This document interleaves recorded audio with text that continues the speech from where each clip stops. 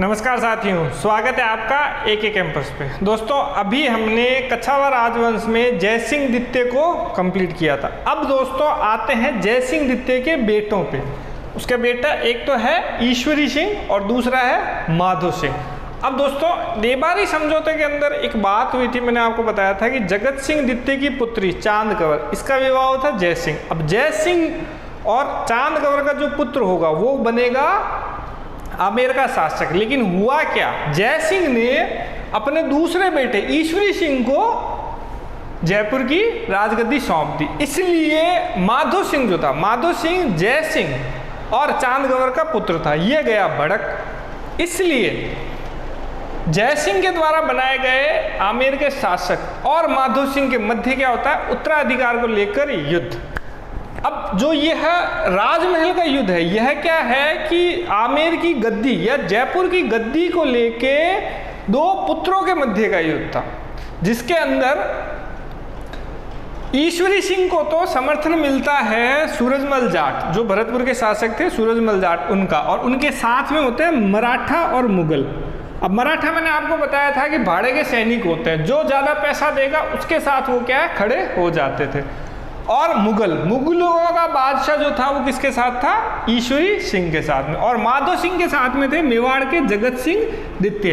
क्यों? क्योंकि जगत सिंह द्वितीय जो थे यह माधो सिंह के समर्थन में थे, क्योंकि अपना जो देबारी समझौता था उसके तहत क्या होना था, जगत सिंह उसके तहत जयसिंह और जयसिंह और चांद कंवर का पुत्र जो माधो सिंह था, इसको क्या है कि राजगद्दी पे बैठना था। लेकिन वो बैठ कौन गया, ईश्वरी सिंह। और इनके साथ में थे मेवाड़।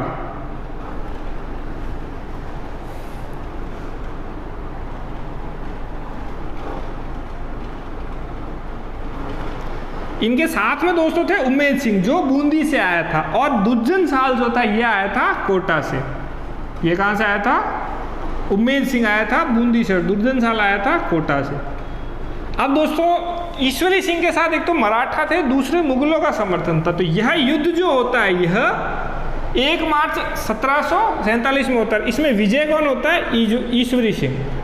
ईश्वरी सिंह की इसमें विजय हो जाती है और माधो सिंह हार जाता है। अब दोस्तों इस विजय के उपलक्ष्य में ईश्वरी सिंह जो है ईसर लाट या वर्तमान समय में सरगासूली, इसका निर्माण करवाता है जयपुर में। यह एक 7 मंजिलाना इमारत है, 7 मंजिलाना इमारत है जो जयपुर में जिसका निर्माण कराया था। क्या नाम है इसका, ईसर लाट। राजमहल के युद्ध के बाद में ईश्वरी सिंह इसका निर्माण करवाता। अब ये राजमहल जो जगह है यह कहाँ है, टोंक में, टोंक के पास स्थित। अब दोस्तों होता क्या है कि यह युद्ध हारने के बाद में ये माधो सिंह जो होता है यह हार नहीं मानता, क्योंकि इसको तो गद्दी चाहिए होती है। तो यह फिर दूसरा बगरू, जयपुर के पास में बगरू में एक और सेना लेके आ जाता है, और इस बार अपने साथ में किसको लेके आता है, मराठों को। मराठा जैसे मैंने पहले बताया था कि यह क्या है, जो ज़्यादा पैसा देगा उसके साथ हो लेते हैं। दोस्तों मैंने आपको ये बताया था कि मराठा किसके साथ है, जो सबसे ज़्यादा पैसा दे रहा है। इनके अंदर कोई नैतिकता नहीं है, इनकी नैतिकता सिर्फ और सिर्फ पैसे से निर्धारित हो रही है, जो ज़्यादा पैसा दे रहा है उसके साथ में ये। तो दोस्तों अब होगा क्या कि इस युद्ध के अंदर ईश्वरी सिंह क्या है, हार जाएंगे और जयपुर का होगा बंटवारा। जयपुर का क्या होगा, बंटवारा। क्यों? क्योंकि ईश्वर सिंह को अपने राज्य को आधा किसको देना पड़ेगा, माधो सिंह को। तो जयपुर के 5 परगने, जयपुर के 5 परगने जिसमें टोंक, टोडा और मालपुरा, यह किसके पास चले जाते हैं, माधो सिंह के पास में। अब दोस्तों इसके युद्ध के अंदर जो पहले उम्मेद सिंह साथ था, माधो सिंह के उम्मेद सिंह साथ था, उसको एक फायदा हुआ कि उसको बूंदी का शासक बना दिया गया था। पहले इस युद्ध में माधो सिंह ने उसका समर्थन लिया था इसी बात पर कि उम्मेद सिंह जो है उसको बूंदी का शासक बना देंगे। तो बगरू के युद्ध के बाद में माधो सिंह ने सबसे पहले तो आधे जयपुर पे अपना अधिकार स्थापित किया और साथ ही साथ उम्मेद सिंह को बूंदी का शासक बनाया। और इसमें एक और तीसरी बात आई थी कि मराठे जो थे मराठे किस बात के लिए युद्ध लड़ते थे? पैसे के लिए। तो उनको क्या चाहिए था? युद्ध का हर्जाना। अब युद्ध का हर्जाना भरेगा कौन? हारने वाला। हारा कौन इसमें? ईश्वरी सिंह। अब ईश्वरी सिंह को मराठों ने इतना तंग किया कि ईश्वरी सिंह ने तंग आके क्या कर ली? आत्महत्या कर ली। तो एक ही राजपुताना का शासक जो मराठों की वजह से आत्महत्या करता है वो कौन है? ईश्वरी सिंह। अब मराठे जो थे ये बिल्कुल निर्लज होके बस अपने धन पिपासा के पीछे लगे रहते थे। तो ईश्वरी सिंह इतना तंग आ गया कि उसने आत्महत्या कर ली थी। तो दोस्तों ईश्वरी सिंह जो था इसके काल में मुख्य रूप से क्या था? उत्तराधिकार का युद्ध। दो युद्ध हुए थे, एक राजमहल का युद्ध और दूसरा बगरू का युद्ध। अब दोस्तों इसके बाद में जैसे ये इसकी आत्महत्या, जैसे ईश्वरी सिंह ने आत्महत्या की, अगला शासक कौन बन गया था? माधो सिंह, सवाई माधो सिंह। अब सवाई माधो सिंह के समय में एक शर्मनाक घटना होती है, मराठा सैनिकों का जयपुर में कत्लेआम। अभी मैंने ये बताया था कि मराठा सैनिक जो थे यह पूरी बेशर्मी के साथ में युद्ध का हर्जाना मांगते थे। इसी युद्ध के हर्जाने की वजह से ईश्वरी सिंह को आत्महत्या तक करनी पड़ गई थी। तो यहाँ भी क्या होता है कि मराठा को जब युद्ध का हर्जाना नहीं मिलता तो ये जयपुर शहर के अंदर उपद्रव बचाना शुरू कर देते हैं और जनता को, जयपुर की जनता को क्या परेशान करना शुरू कर देते हैं। तो इस पे जयपुर शहर की जनता भड़क जाती है और इन सैनिकों को कत्लेआम पे उतारू हो जाती है। इन सैनिकों को पूरी तरीके से क्या कर देती है? साफ कर देती है। तो यह घटना जो हुई थी सवाई माधो सिंह के समय में। अब इसके बाद दोस्तों इसके समय में एक युद्ध हुआ था, भटवड़ा का युद्ध।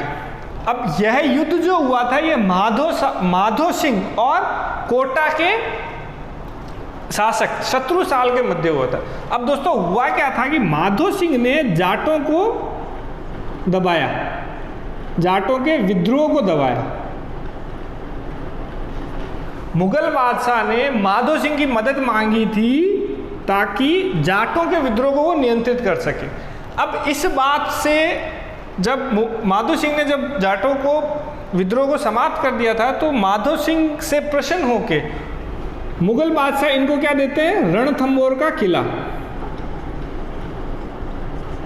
रणथंबोर का किला माधो सिंह को क्या मिल जाता है? रणथंबोर। अब रणथंबोर का किला जब माधो सिंह को मिल जाता है तो शत्रुसाल जो है इस बात से चिढ़ जाता है क्योंकि वह भी चाहता था रणथंबोर का किला, लेकिन अब माधो सिंह को मिल गया रणथंबोर का किला। तो यह क्या करता है? शत्रुसाल जयपुर पर चढ़ाई कर देता है। तो भटवड़ा का युद्ध कब हुआ था? 1761 ईस्वी में।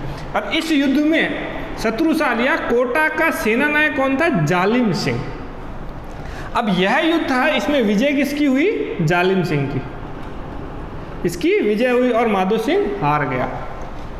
अब दोस्तों माधो सिंह जो है इन्होंने 1763 ईस्वी में सवाई माधोपुर शहर की स्थापना की थी। सवाई माधोपुर की स्थापना करने वाले कौन है? सवाई माधो सिंह। उन्हीं के नाम पे इनका नाम भी है, सवाई माधोपुर। और दोस्तों इनके योगदान में दो निर्माण कार्य हैं। एक तो चाकसू का शीतला माता मंदिर, कहाँ पर ये बनाया है? चाकसू में शीतला माता मंदिर का इन्होंने निर्माण करवाया था। और जयपुर की मोती डूंगरी महल, जयपुर का मोती डूंगरी महल, वह भी इन्होंने निर्माण करवाया था। इस मोती डूंगरी का अन्य नाम क्या है? मोती डूंगरी महल का अन्य नाम क्या है? तख्ते शाही महल। तो दोस्तों जय सिंह द्वितीय के दो पुत्र ईश्वरी सिंह और माधो सिंह होते हैं पूरे। इन दोनों के मध्य तो क्या उत्तराधिकार का युद्ध ही चलता रहा था। अब इसके बाद अगला अपना प्रतापी शासक आता है सवाई प्रताप सिंह। अब दोस्तों आते हैं प्रताप सिंह, अगले कच्छा हुआ शासक प्रताप सिंह। प्रताप सिंह का शासनकाल कब से था? 1768 ईस्वी से 1803 ईस्वी तक।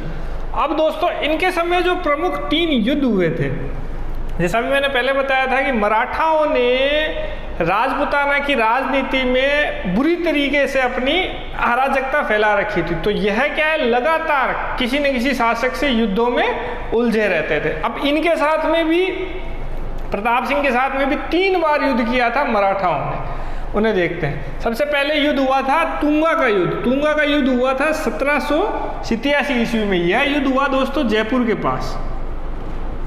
कहाँ हुआ ये? जयपुर के पास। अब इस युद्ध में प्रताप सिंह के सामने कौन से? महादजी सिंधिया। महादजी सिंधिया ये ग्वालियर के शासक थे, महादजी सिंधिया। अब इनके इस युद्ध में प्रताप सिंह का साथ देने वाले कौन थे? विजय सिंह। विजय सिंह थे जोधपुर के शासक, जोधपुर के साथ। अब इस युद्ध के अंदर विजय किसकी हुई?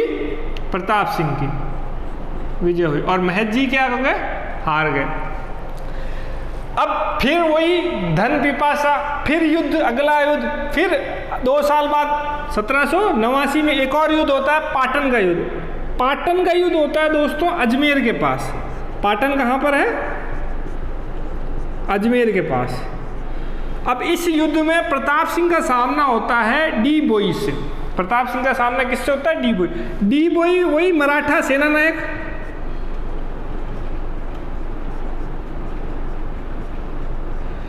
सेना नायक।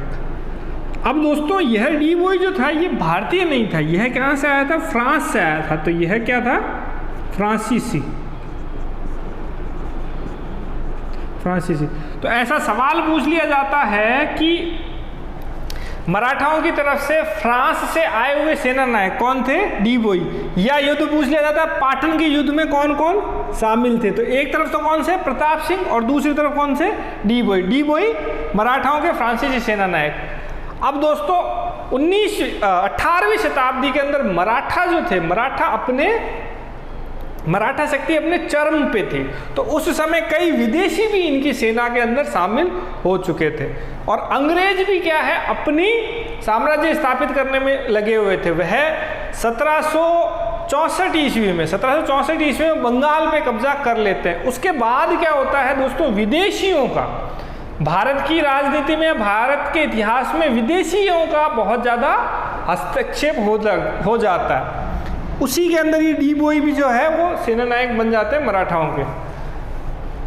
तो अब दोस्तों तीसरा युद्ध, इस युद्ध में हुआ क्या? इस युद्ध में विजय किसकी हुई थी? डी बोई की। और इस युद्ध में प्रताप सिंह हार गए और विजय हुई डी बोई की। डी बोई की दोस्तों जो समाधि है वह मेड़ता में स्थित है। इसके बाद अगला एक और युद्ध हुआ था 1800 में, 1800 ईस्वी में। यह हुआ था मालपुरा का युद्ध। अब इस मालपुरा कहाँ आता है? अपना टोंक में। मालपुरा कहाँ स्थित है? टोंक में। इस युद्ध में दोस्तों प्रताप सिंह के सामने था मराठा और इसमें प्रताप सिंह का साथ दिया था जोधपुर के शासक भीम सिंह ने। यहां भी विजय किसकी होती है? मराठाओं की। तो दोस्तों प्रताप सिंह ने 3 प्रमुख युद्ध लड़े, तुंगा का युद्ध, पाटन का युद्ध और मालपुरा का युद्ध। इन तीनों में से तुंगा के युद्ध में इन्होंने विजय प्राप्त की, बाकी 2 युद्ध में ये हार गए थे। अब दोस्तों इनका जो नाम है वो विशेष रूप से सांस्कृतिक उपलब्धियों में गिना जाता है और इनके दरबार की एक खास बात थी, इनके दरबार की एक खास बात थी गंधर्व बाईसी। क्या? गंधर्व बाईसी। इनके दरबार के अंदर विभिन्न क्षेत्रों के 22 विद्वान रहते थे, 22 विद्वान की मंडली रहती थी, जिसे संयुक्त रूप से अपन क्या बोलते थे? गंधर्व बाईसी। अब यह जो थे संगीत के क्षेत्र से थे, काव्य के क्षेत्र से थे, वास्तु के क्षेत्र से, अलग अलग क्षेत्रों से 22 विद्वान थे। और केवल राजपूताना के नहीं, संपूर्ण भारत के यहाँ विद्वान आते थे। जैसे अभी हम आगे देखेंगे तमाशा लोकनाट्य की शुरुआत इन्होंने करवाई, संगीत का सम्मेलन इन्होंने करवाया था। तो इनका सांस्कृतिक उपलब्धियां बहुत है और यही हमारे लिए महत्वपूर्ण भी है। तो सबसे पहले आते हैं इनके द्वारा निर्माण कार्य। सबसे पहले इन्होंने हवा महल का निर्माण करवाया था। हवा महल जो जयपुर में स्थित है। हवा महल कहाँ स्थित है? जयपुर में। यह एक 5 मंजिला इमारत है जो श्री कृष्ण के मुकुट के आकार की है। श्री कृष्ण के मुकुट के आकार की है, श्री कृष्ण के मुकुट की आकृति की है। इस प्रकार इसकी आकृति है जो धीरे धीरे ऊंची जब जाती है तो इसकी चौड़ाई कम होती जाती है। तो यह 5 मंजिला एक इमारत है जो जयपुर में स्थित है। अब दोस्तों इसकी एक खास बात है कि यह समतल मैदान पर बनाई गई है, इसकी नींव नहीं है, नींव नहीं है। यह एक समतल मैदान पर बनाई गई इमारत है जो 5 मंजिला इमारत है। और इसकी खास बात है इसके झरोखे। दोस्तों इसमें कुल 995 खिड़कियां हैं, छोटी बड़ी। इसमें कुल 953 खिड़कियां हैं, छोटी बड़ी मिला के। कुल सभी 5 मंजिलों पे खिड़कियां हैं और कुल कितनी है? 953। अब दोस्तों इसकी जो रचना करने वाले थे वो थे, या वास्तुकार जो थे, लालचंद ऊस्ता। तो हवा महल यह 5 मंजिला इमारत है जो श्री कृष्ण के मुकुट जैसी है और 1799 में इसका निर्माण करवाया गया था। इसमें कुल 953 झरोखे हैं, 953 छोटी बड़ी खिड़कियां हैं। अब दोस्तों यह खुद जो थे, प्रताप सिंह जो खुद थे, यह बहुत बड़े साहित्यकार थे, यह बहुत बड़े कवि थे। और इनका जो कवि के रूप में नाम था वो था ब्रजनिधि। अब सवाल पूछ लिया जाता है कि ब्रजनिधि कौन है, या कौन सा शासक ब्रजनिधि भी कहलाता था, तो कौन है वो? प्रताप सिंह। अब इनकी जो रचनाएं हैं, इनकी स्वयं की जो रचनाएं हैं, स्नेह संग्राम, फाग रंग, रंग चौपड़ और प्रीति 25सी, जो इनकी स्वयं की रचनाएं हैं कवि के रूप में। स्नेह संग्राम, फाग रंग, रंग चौपड़, प्रीति 25सी। अब दोस्तों इनके जो काव्य गुरु थे वो थे गणपति भारती। इनके काव्य गुरु कौन थे? गणपति भारती। और इनके संगीत गुरु थे चांद खां। दोस्तों इनका जो संगीत में रुचि थी, राजस्थान में 3 बड़े शासक रहे हैं जिनकी संगीत में बहुत रुचि थी। एक थे कुंभा, दूसरे थे बीकानेर के राठौड़ शासक अनूप सिंह। मैं अनूप सिंह और कुंभा दोनों आपको पढ़ा चुका हूँ। तीसरे शासक जो आए, जो कछावा शासक प्रताप सिंह, इनकी संगीत में बहुत रुचि थी। इन्होंने बहुत बड़े एक संगीत सम्मेलन का आयोजन भी करवाया और संगीत से जुड़ी हुई गतिविधियां भी बहुत करवाई थी। अब इसी में इनके संगीत गुरु जो थे वो कौन थे? चांद खां। अब दोस्तों चांद खां की एक रचना है स्वर सागर। चांद खां की स्वयं की एक रचना है स्वर सागर। अब दोस्तों अगली एक बात आती है कि जो जयपुर की चित्रकला है उससे अपन नाम क्या देते हैं? ढूंढाड़ चित्रकला। मैंने आपको पहले भी बताया था कि जयपुर के आसपास का क्षेत्र, दौसा, टोंक, इन सबको सम्मिलित रूप से हम क्या बोलते हैं? ढूंढाड़। और इस क्षेत्र की जो चित्रकला है वो ढूंढाड़ चित्रकला। अब इस चित्रकला के अंदर एक प्रमुख चित्रकार हुए थे लालचंद। इस ढूंढाड़ चित्रकला का स्वर्ण काल जो था, इस ढूंढाड़ चित्रकला का स्वर्ण काल किसके शासन काल में आया था? प्रताप सिंह के। इसके समय में महत्वपूर्ण चित्रकार कौन थे? लालचंद। तो सवाल पूछ लिया जाता है कि लालचंद जो थे, चित्रकार लालचंद किसके दरबार में थे? तो किसके दरबार में थे ये? प्रताप सिंह के दरबार में। और किस चित्रकला से ये थे? ढूंढाड़ चित्रकला से। अब दोस्तों जैसा मैंने अभी बताया था कि ये संगीत के प्रति बहुत गहन प्रेम रखते थे, तो इनके काल में एक संगीत सम्मेलन का आयोजन करवाया गया था, एक संगीत सम्मेलन का। इस संगीत सम्मेलन के अध्यक्ष कौन थे? ब्रजपाल भट्ट, जो उत्तर प्रदेश से आए थे। इस संगीत सम्मेलन के अध्यक्ष कौन थे? ब्रजपाल भट्ट। और इस संगीत सम्मेलन के ही अंदर एक ग्रंथ की रचना की गई थी, राधा गोविंद संगीत सार।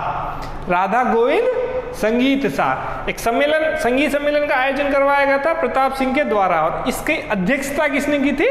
ब्रजपाल भट्ट ने। इसके अंदर एक संगीत सार या राधा गोविंद संगीत सार नाम के ग्रंथ की रचना भी हुई थी। अब दोस्तों राजस्थान के अंदर तमाशा लोकनाट्य की शुरुआत करने वाले शासक कौन थे? प्रताप सिंह। तमाशा लोकनाट्य।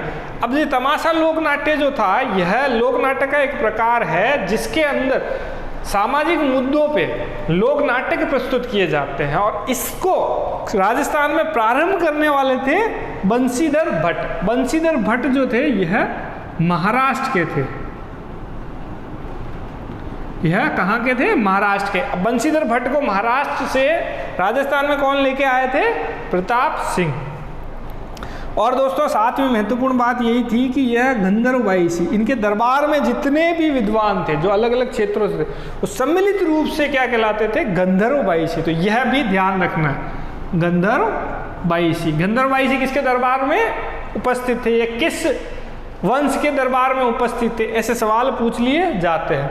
तो दोस्तों इनके द्वारा लड़े गए युद्ध, जिसमें प्रमुख था तुंगा युद्ध, जो इन्होंने जीता था। इसके बाद में हवा महल का निर्माण करवाया। ये कवि के रूप में ब्रजनिधि नाम से प्रसिद्ध थे। इनके गुरु के नाम गणपति भारती और चांद खां। इसके बाद ढूंढाड़ चित्रकला का स्वर्णकाल, संगीत सम्मेलन का आयोजन, तमाशा लोकनाट्य का शुरुआत, तमाशा लोकनाट्य की शुरुआत और गंधर्व वायसी।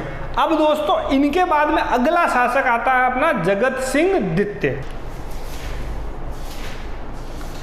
दोस्तों अगले शासक आते हैं जगत सिंह द्वितीय। इनका शासनकाल कब था? 1803 ईस्वी से 1819 ईस्वी तक। अब दोस्तों यह जो थे, यह राजपूताना के सबसे बदनाम शासक थे। राजपूताना के सबसे बदनाम शासक था क्या कि इनकी एक प्रेयसी, एक पासवान प्रेयसी थी जिसका नाम था रस कपूर। और रस कपूर के प्रेम में ये इतने अंधे थे कि जयपुर का खजाना खाली हो गया था इस रस कपूर की फरमाइशें पूरी करते करते।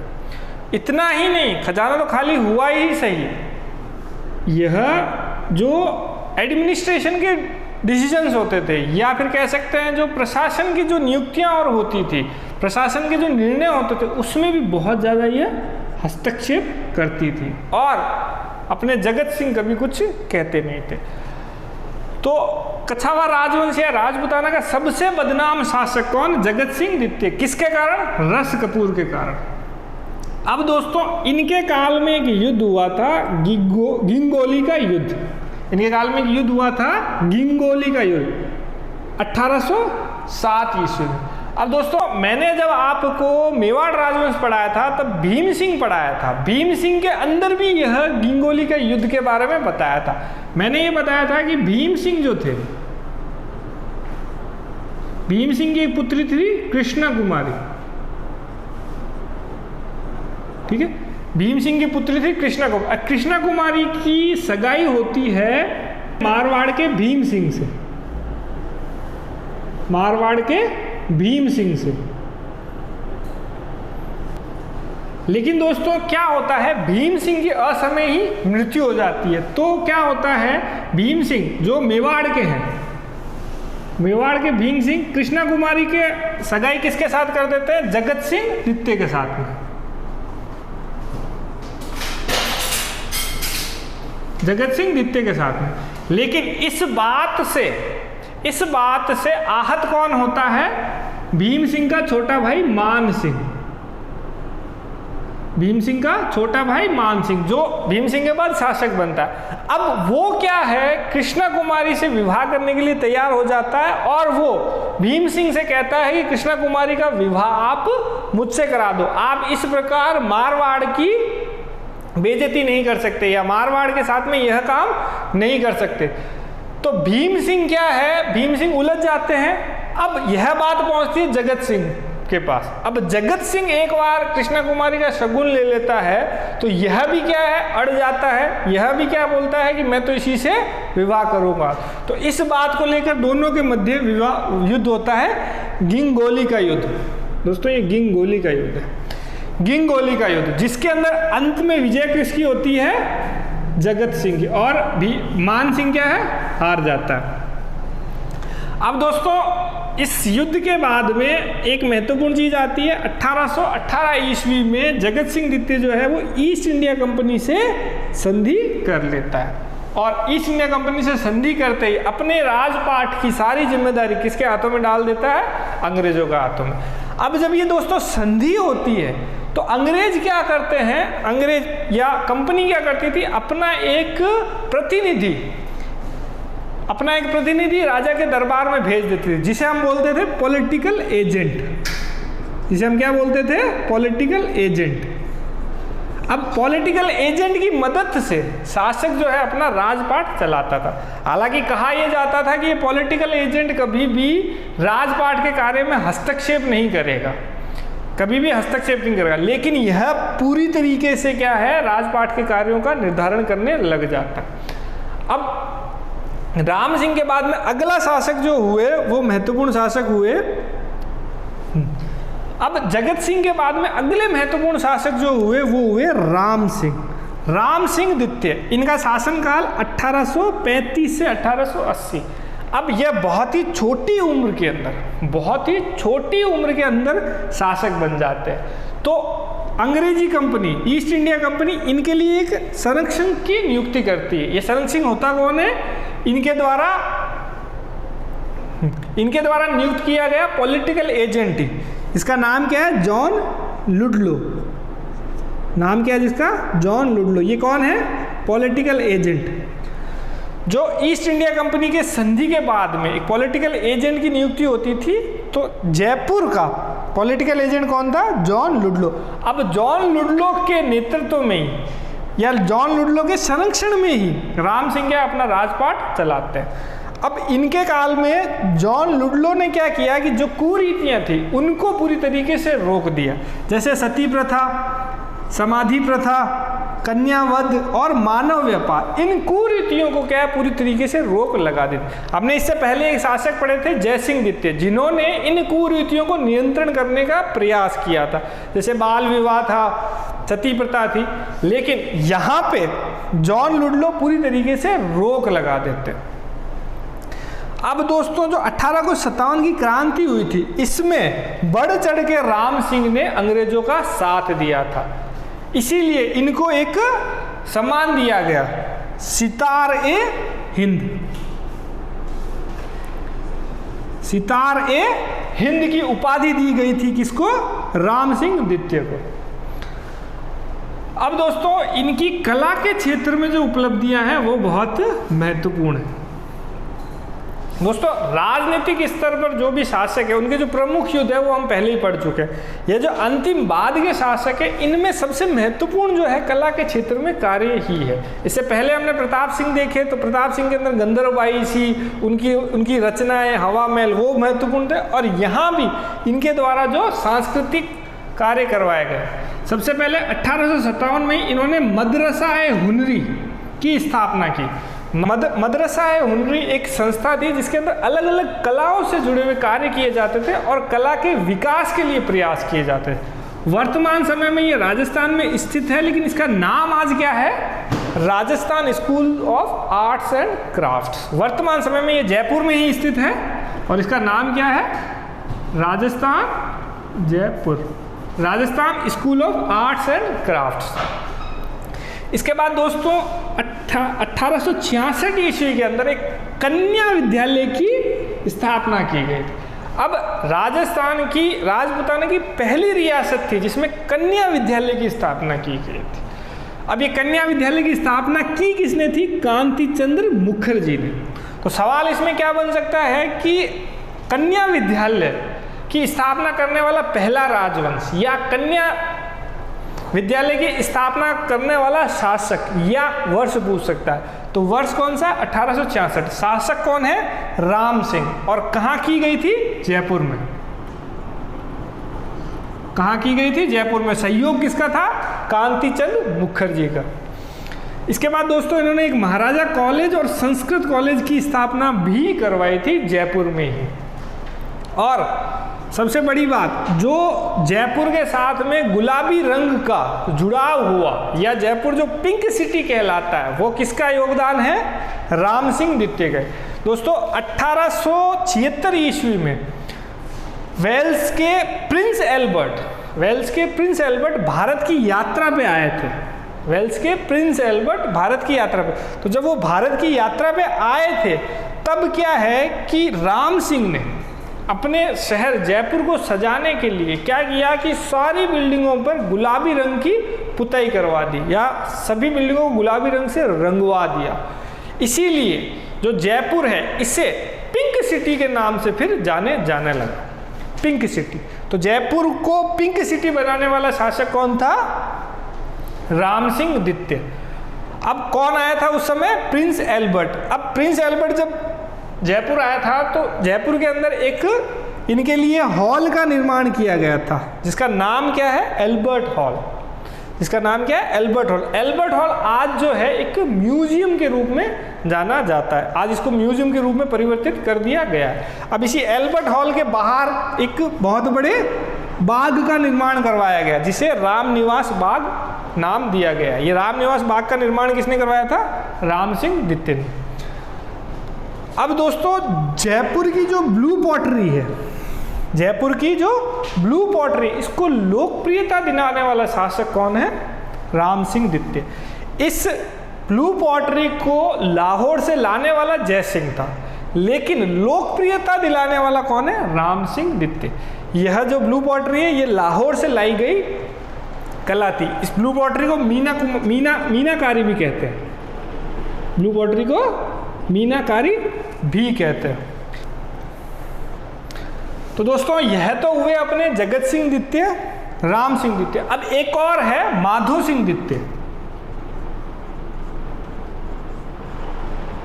माधो सिंह द्वितीय, दोस्तों माधो सिंह द्वितीय का एक अन्य नाम था बब्बर शेर। ये बब्बर शेर के नाम से जाना जाता था और इसने एक महत्वपूर्ण कार्य करवाया था। नाहरगढ़ के किले में 9 एक जैसे महलों को निर्माण करवाया।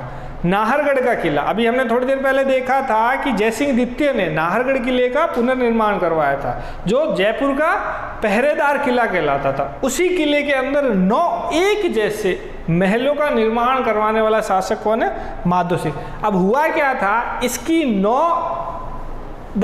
ये पासवान है, इसकी 9 पासवान है या इसकी 9 प्रेयसी, उनके लिए 9 एक जैसे महल का निर्माण करवाया किसने?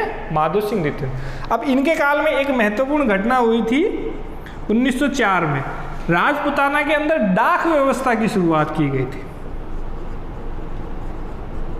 राजपुताना के अंदर डाक व्यवस्था की शुरुआत की गई थी। तो डाक व्यवस्था की शुरुआत करने वाला पहला रियासत जयपुर रियासत या कछावा राजवंश।